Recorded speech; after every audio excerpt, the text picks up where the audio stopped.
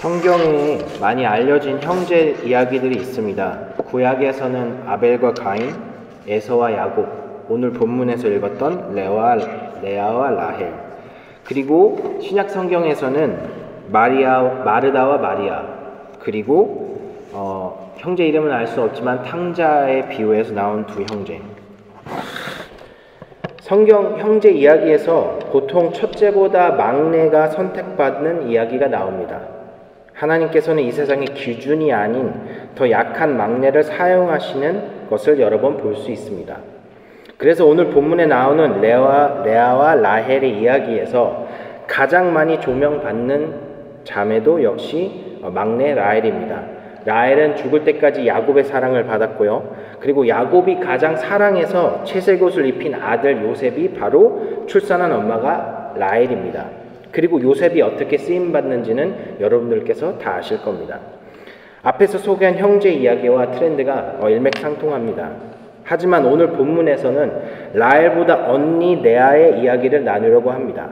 레아는 죽을 때까지 아빠, 동생 또는 야곱의 사랑을 받지 못했습니다. 그래서 오늘 설교 제목이 아무도 원하지 않았던 여자, 레아의 이야기입니다. 하지만 레아의 삶을 줌인해서 자세히 들여다보면 엄청난 세 가지의 복음의 보물이 숨겨져 있다는 것을 알 수 있습니다.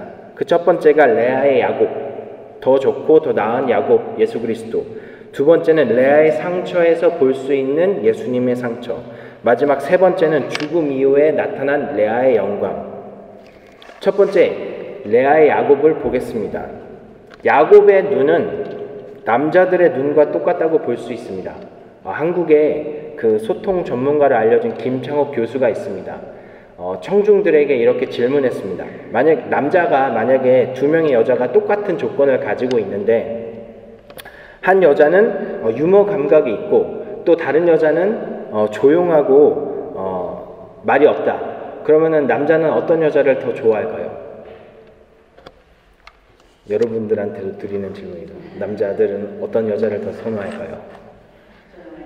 조용한 여자? 네. 또는 유머 있다는 여자를 선택했다고도 생각할 수 있는데 김창옥 교수가 말한 답은 남자는 이쁜 여자를 좋아하는 것으로 밝혀졌다고 합니다. 네, 그렇습니다. 남자는 여자가 만약에 이쁘기만 하면은 모든 것이 용서되는 마음을 가졌습니다. 그래서 야곱은 눈이 약한 레아보다 곱고 아리따운 라헬을 더 사랑한 것은 당연한 결과일 수도 있습니다. 다양한 성경 번역들이 레아의 눈을 다음과 같이 표현합니다. 오늘 본문에서는 레아는 시력이 약하고 라헬은 곱고 아리따우니, 쉬운 성경에서는 레아는 눈이 곱고 라헬은 용모가 아름답고 예뻤습니다. 개역 한글에서는 레아는 안력이 부족하고 라헬은 곱고 아리따우니, 현대인의 성경에서는 레아는 눈에 생기가 없었으나 라헬은 곱고 아름다움으로, 영어로 표현하면은 Leah's eyes were weak 라고 표현합니다. 미국의 팀 켈러 목사님은 아마 이 번역서들이 여러 개가 있는데 아마 레아가 눈이 사시였을 거라고도 이렇게 생각을 하고 있습니다. 이게 다 무슨 뜻이에요? 아무튼 라헬보다 레아가 외모적으로 뭔가 부족했던 것이 확실합니다. 그래서 레아는 외모 때문에 어려서부터 사랑을 덜 받고 자랐을 겁니다. 먼저 아빠의 관계를 볼까요? 아빠 라반에게 덜 받은 사랑. 라반은 딸을 2명 가졌습니다. 딸 바보였지 않았을까요? 누구에게? 만약 라반도 남자였다면 무의식적으로 더 이쁜 딸에게 더 잘해주었을 거고 더 이쁘다고 말을 해줬을 겁니다. 그 사랑의 차이를 레아는 느꼈겠죠. 이걸 어디서 확인할 수 있냐면 29장 9절에 보시면 라헬이 그의 아버지의 양과 함께 오니 그가 그의 양들을 치고 있었기 때문이더라. 이 말씀을 보면 라헬이 양을 치고 있습니다. 물론 막내니까 아빠가 이런 조금 힘든 일을 시켰을 수도 있어요. 하지만 자세히 보면은 양을 치는 것은 밖에 있어야 되는 겁니다. 양을 치는 것은 다른 사람들에게 보여줘야 되는 것입니다. 그래서 아마도 라반은 자신의 첫째 레아보다 조금 더 이쁜 라헬을 밖에 사람들한테 보여준 일을 시켰다고 생각합니다. 그리고 좀 눈이 약한 레아에게는 사람들에게 보여지지 않는 집안일을 시키지 않았을까. 왜냐하면 나중에 레아가 이런 외모로 도저히 시집 못 갈 것이라고 알고 있었던 아빠는 야곱에게 사기를 쳐서 억지로 결혼을 시키기 때문이죠. 남편 야곱에게도 사랑을 받지 못한 여자 레아입니다. 그래서 억지로 결혼하게 되는데, 한국의 오데카솔로 알려진 오은영 박사가 형제 사이에서 어려서부터 온전히 부모의 사랑을 못 받은 사람의 특징 중에 하나는 반드시 내가 어떤 사람이 되어야만 존중받을 만한 가치가 있는 사람으로 생각한다고 합니다. 생각하고 행동하죠. 레아가 그 당시 성형수술을 할 수 있습니까? 아니면 다른 도시로 가서 취직을 할 수 있습니까? 아무도 원하지 않는 여자인데 어떻게 시집을 갈 수 있습니까? 그래서 레아는 자신의 가치를 증명할 수 있는 방법이 뭐였을까요? 그 당시에는 여자가 출산하는 것이 가장 영광스러운 일입니다. 그것도 만약에 아들을 출산했다면. 근데 외모 때문에 아무도 원하지 않는 여자니까 어떻게 이것을 할 수 있을까요? 그런데 어느 날 야곱이 찾아옵니다. 그리고 동생 라헬을 위해서 7년을 일한다고 들었을 거 아니에요. 레아도 같은 집에 사니까. 들었을 때 레아는 가만히 있었을까요? 지금 자신의 가치를 증명해야 하는데 오히려 이 야곱의 섬김이 기회라고 생각했던 레아였지 않았을까요? 야곱이 라헬을 위해 7년 일하는 들었을 때 아마 레아도 아빠에게 컴플레인 하지 않았을까? 아니, 이게 말이 되냐? 내가 첫째인데 어떻게 둘째를 먼저 시집을 보낼 수 있느냐? 만약에 그리고 내가 이번에 시집을 못 가면 나 아빠랑 평생 살아야 되는데 그거 아빠 원해? 이렇게 컴플레인 했을 때 라반이 듣고 들어보니까 맞는 말이지. 둘째가 먼저 시집 가면 안 되지. 첫째부터 보내야지. 하면서 이 7년 동안 어떻게 하면은 야곱에게 시집 보내지? 레아와 같이 계획을 하지 않았을까요? 근데 이것을 확인할 수 있는 곳이 두 곳이 있습니다. 첫 번째는 창세기 29장 23절입니다. 같이 보시면은 창세기 29장 23절에 여기서 어떤 일이 일어나냐면 저녁에 그 딸 레아를 야곱에게로 데려가매 야곱이 그에게로 들어가냐. 라반이 잔치를 벌이고 나서 레아를 야곱에게로 데려갑니다. 이때 레아의 반응이 뭡니까? 아빠를 따라서 들어가요. 만약에 이걸 같이 생각하지 않거나 계획을 안 했다면 반응이 이렇게 나왔어요. 아빠 미쳤어? 아니, 나도 사랑하지 않는 레아를 나를 사랑하지 않는 야곱에게 내가 어떻게 시집가? 내가 어떻게 들어가? 도망갔겠죠. 그 행위에서. 근데 레아는 조용히 아빠의 손을 따라서 그 야곱과 함께 들어갑니다. 두 번째로 레아가 아빠에게 고마워하는 부분이 좀 나중에 나오는데 그 창세기 31장에서 몇 장 뒤엔 그 야곱이 라반의 안색을 보니 자기에게 대하는 것이 예전과 같지 않는 것을 눈치챘습니다. 그러니까 야곱이 이제 여기서 잘 되고 하니까 이제 질투도 나고 이제 딸 2명도 보냈잖아요. 그래서 야곱에 대해서 좋게 안 생각했어요. 그래서 야곱이 라헬에게 자기 두 아내에게 계획을 말합니다. 우리 이거 재물 다 가지고 우리 이제 떠나야겠다. 그때 이 두 자매가 당신의 뜻대로 해라. 왜냐면은 같이 살면서 라반 아빠가 자신들한테 너무 못되게 군 거예요. 그래서 거기에는 이제 뭐 외국인처럼 취급했다라는 말도 나오는데, 근데 이때 그 떠나기 전에 재미있는 일이 하나 있습니다. 창세기 31장 19절의 말씀인데 19절의 말씀을 보시면은 라헬은 그의 아버지의 드라빔을 도둑질하고, 그러니까 가기 전에 이 라헬이 정말 아빠한테 너무 이 악감정이 많아서 가기 전에 드라빔, 그때 당시로 하면 그 어떤 신들 같은 그런 우상들 조각인가 봐. 그걸 훔쳐가요. 근데 여기에 레아는 같이 동참하지 않습니다. 왜? 왜냐하면은 아빠가 자신의 어떻게 보면 구원자잖아요. 시집을 못 갔을 뻔했는데 야곱을 속이고 자신한테 강제로 시집을 가게 도와준 아빠니까 라헬처럼 도둑질을 하지 않고 그냥 떠납니다. 그래서 야곱의 사랑이 간절했던 레아, 뭔가 성취를 해서 스스로 가치 있다고 노력해야 했던 딸 레아의 몸부림에서 우리의 몸부림을 찾을 수 있지 않나요? 특히 우리가 이 외국 땅에 살면서 우리의 야곱은 무엇입니까? 인정받기 위해, 사랑받기 위해 하는 것이 무엇입니까? 이곳에 와서 이 나라 사람들처럼 언어를 해야 되는 것, 또는 나의 외모, 그게 학벌일 수도 있고요. 아니면 유럽에서의 예의 범절, 자식 자랑, 실력, 스펙, 영주권, 시민권, 돈, 이런 야곱을 가지셨나요? 아니면 찾기 위해 지금 몸부림치고 계신가요? 하지만 레아의 야곱은 부족했습니다. 언제나. 그래서 예수님이 더 좋고 더 나은 야곱이라는 사실을 오늘 같이 보시면 좋겠습니다. 레아는 야곱을 위해 평생을 바쳤어요. 근데 죽을 때까지 그의 사랑을 받은 흔적이 한 번도 없습니다. 여러분들 창세기를 읽어보시면. 근데 우리는 예수님에게 평생을 바치지 않고 있지만, 그분에게 우리의 생명을 다하고 있지 않지만, 예수님은 죄인된 나를 먼저 사랑하시어서 나를 위해 죽으셨습니다. 로마서 5장 8절 말씀입니다.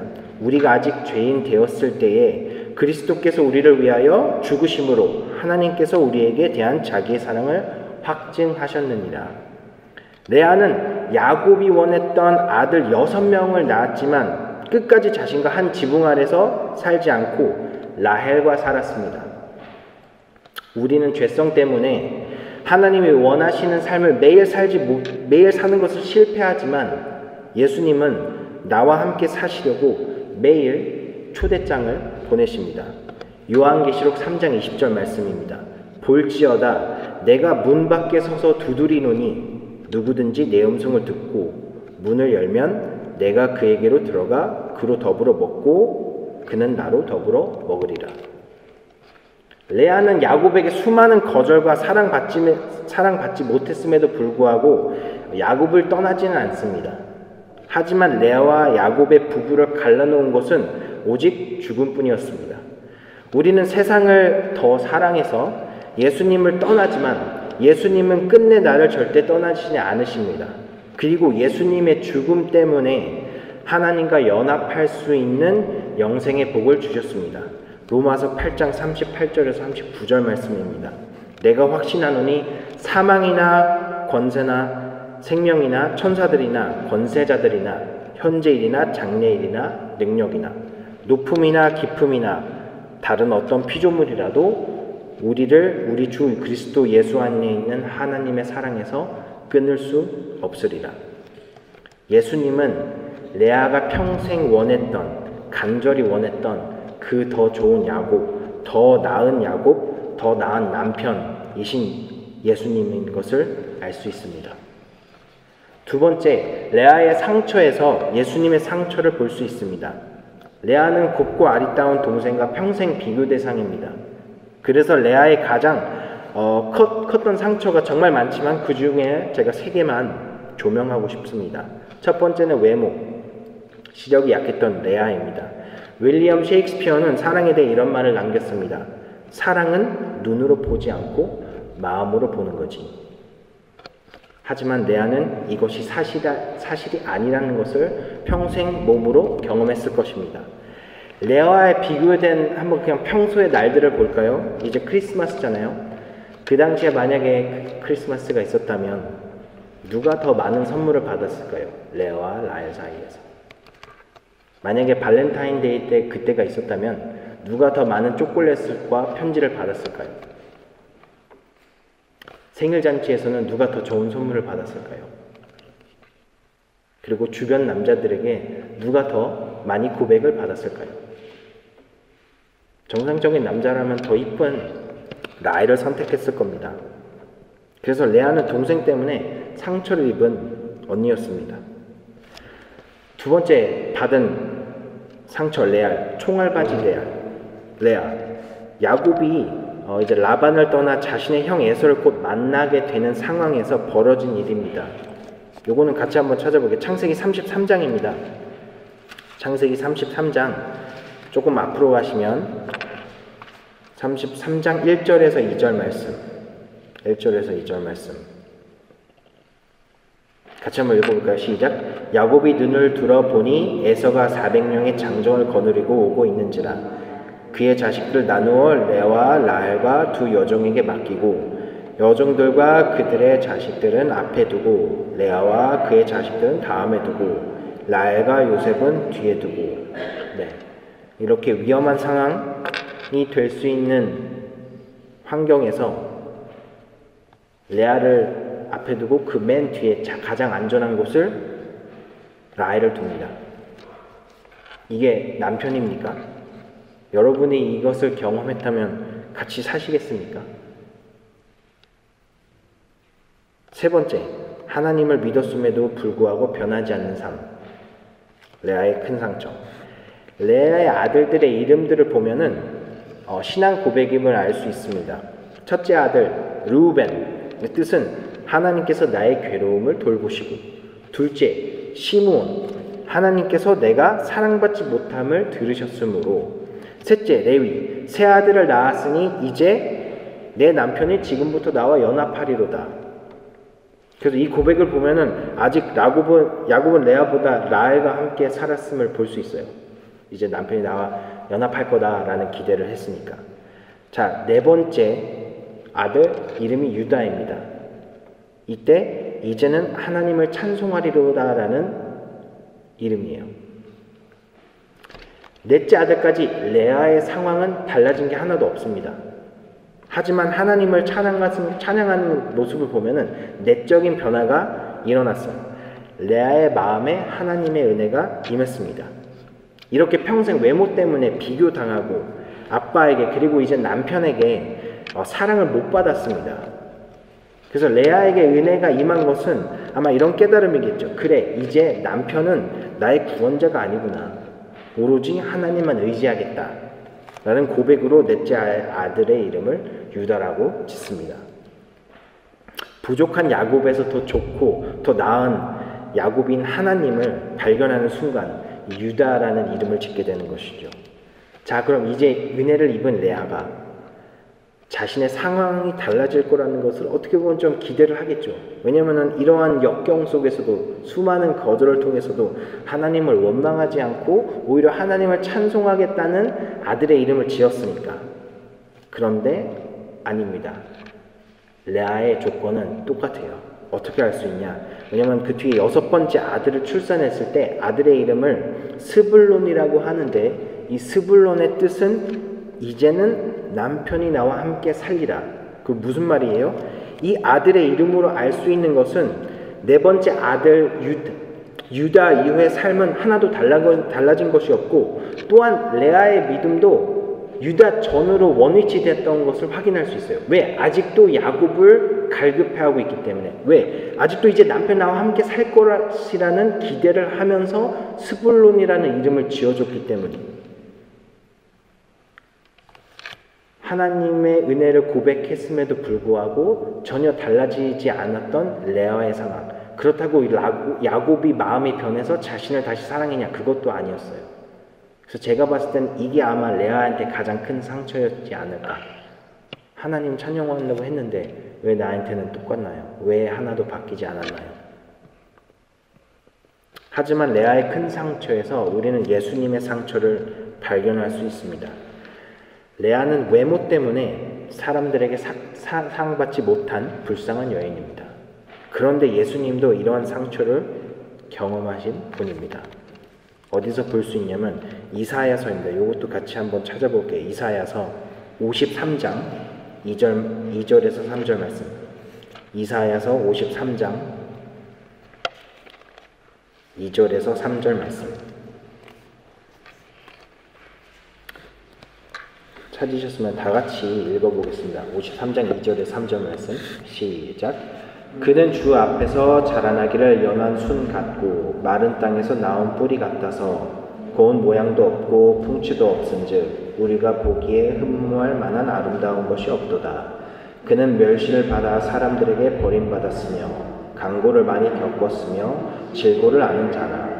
마치 사람들이 그에게서 얼굴을 가리는 것 같이 멸시를 당하였고 우리도 그를 귀히 여기지 아니하였도다. 레아와 받은 상처가 비슷하죠. 레아를 가장 아껴주고 보호해주고 사랑해줘야 했던 남편 야곱은 자신의 형을 만날 때 총알바지로 앞세웠습니다. 예수님께서 가장 가까이 했던 12제자, 죽기 전에 최후의 만찬을 나눴던 12명의 제자.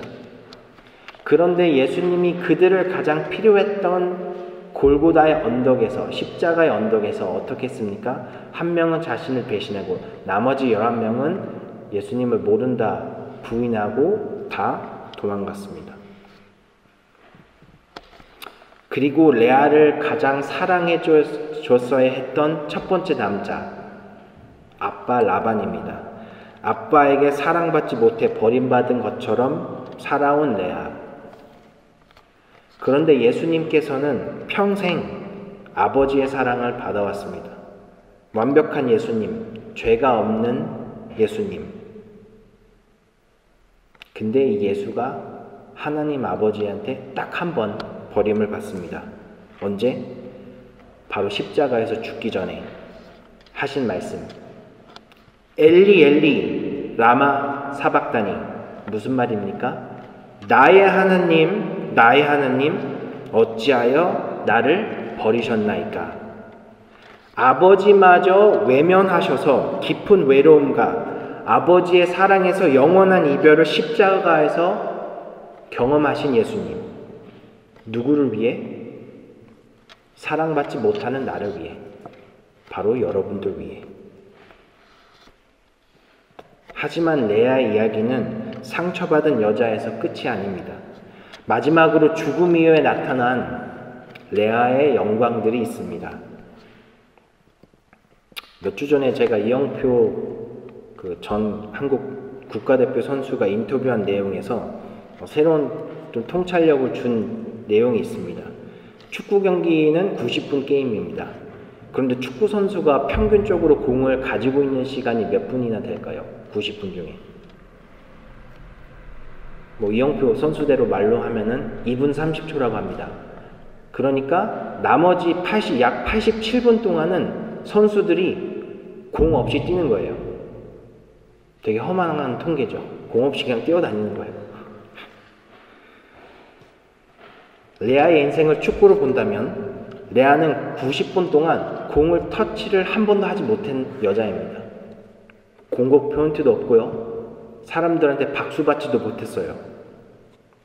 하지만 레아는 90분 경기가 끝났고 레아가 죽고 나서 두 가지 영광을 얻게 되는데 첫 번째가 동생 라헬의 죽음은 기록되어 있어요.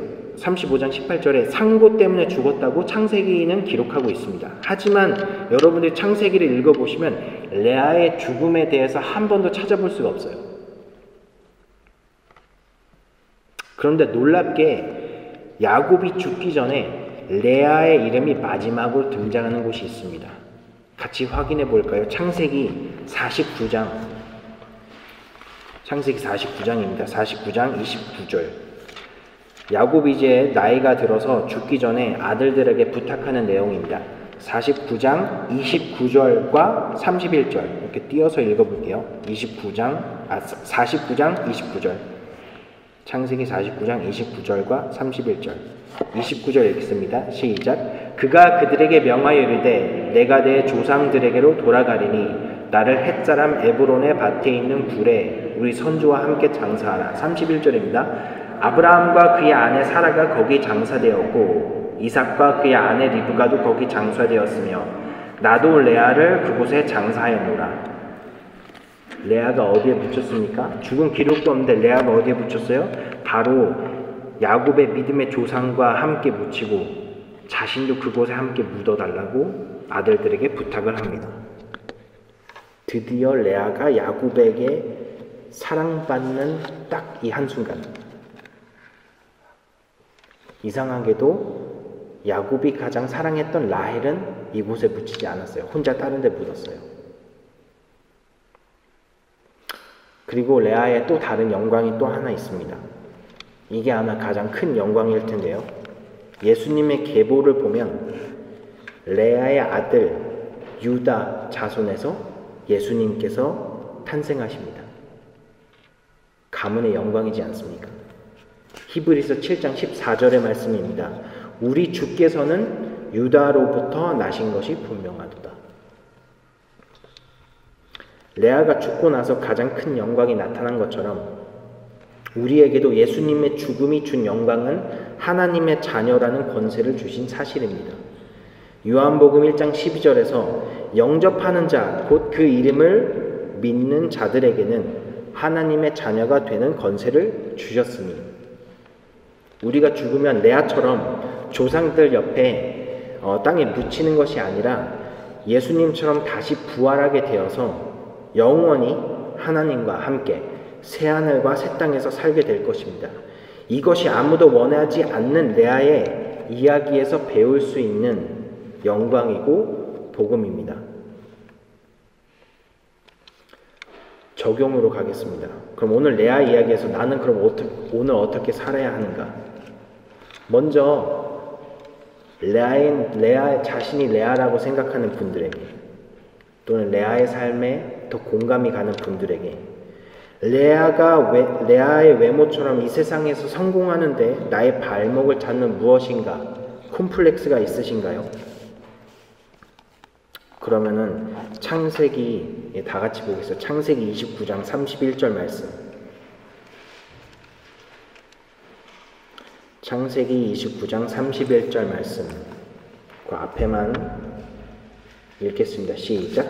여호와께서 레아가 사랑받지 못함을 보시고, 네, 거기까지 감사합니다. 하나님께서는 다 아십니다. 내가 지금 겪고 있는 아픔들을 들으시고 보시고 계십니다. 하나님께서는 나를 돌보실 것이라는 희망을 품기를 바랍니다. 그리고 유다의 이름의 뜻이 무엇입니까? 이제는 내가 여호와를 찬송하리로다. 레아의 이야기에서 그의 조건이 죽을 때까지 바뀌진 않습니다. 레아의 삶에 갑자기 복을 받아서 야곱이 자신과 같이 살지 않습니다. 하지만 바뀐 것이 하나 있죠. 바로 레아의 마음입니다. 마음의 변화에서 온 것이 네 번째 아들의 이름을 유다, 내가 이제는 하나님을 찬송하리로다 라는 고백을, 신앙 고백을 하고 있는 것입니다. 오늘 말씀을 통해 복음을 들으셨으니까, 또는 외적인 조건, 세상의 인정, 세상의 가치, 야곱의 사랑을 받지 못한다 해도 그럼에도 불구하고 기뻐할 수 있는 이유가 바로 하나님의 사랑 때문입니다. 왜냐하면 나를 위해 죽으신 예수님의 십자가를 여러분들이 지금 오늘 알 수 있잖아요. 레아에게 없었던 그 복음, 레아에게 없었던 예수 그리스도. 오늘 여러분들은 예수 그리스도를 성경으로 보고 듣고 믿을 수 있습니다. 그런데 혹시 만약에 정말 혹시 이 땅에서 살면서 90분 동안 경기를 다 뛰었는데 아무 상도 없고 누군가도 박수 쳐주지 않고 외적인 조건들, 여러분들이 생각했던 컴플렉스라는 것이 하나도 바뀌지 않고 우리가 죽고 난다면 우리가 누릴 영광, 하나님의 집에 영원히 거하는 시편 23편 6절의 말씀을 여러분들 약속을 붙잡길 바랍니다. 시편 23편 6절입니다. 내 평생의 선하심과 인자하심이 반드시 나를 따르리니 내가 여호와의 집에 영원히 살리로다.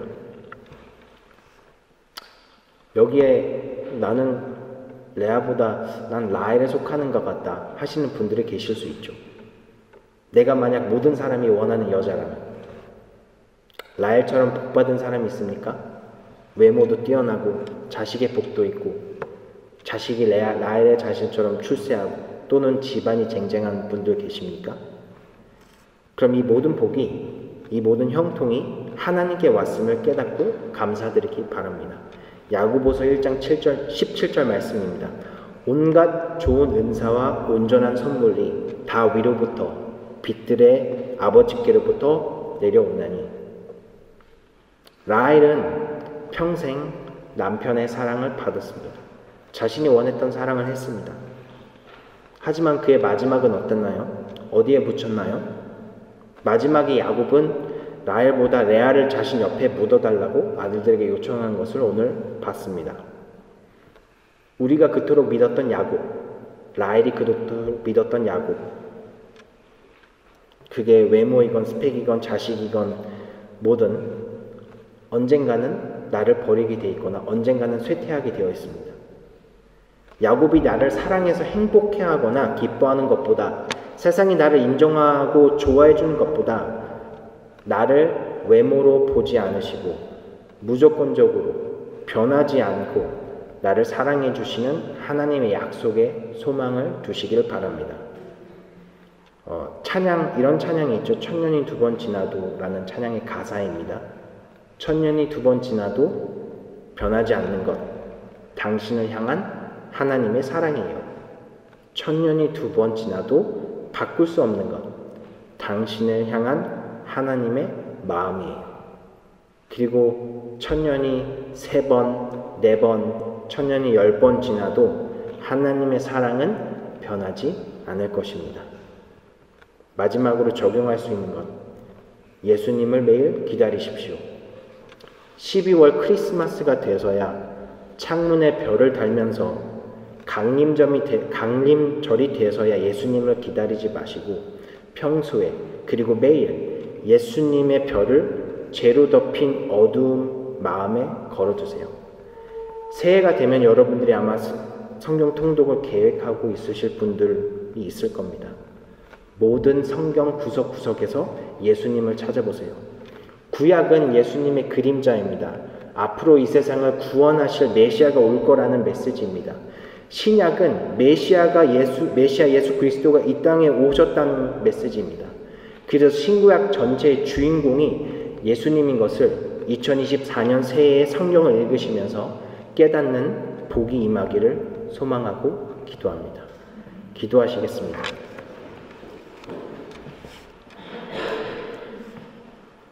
우리를 너무나 사랑하시어 독생자를 보내신 하나님의 놀라운 이름을 찬양합니다.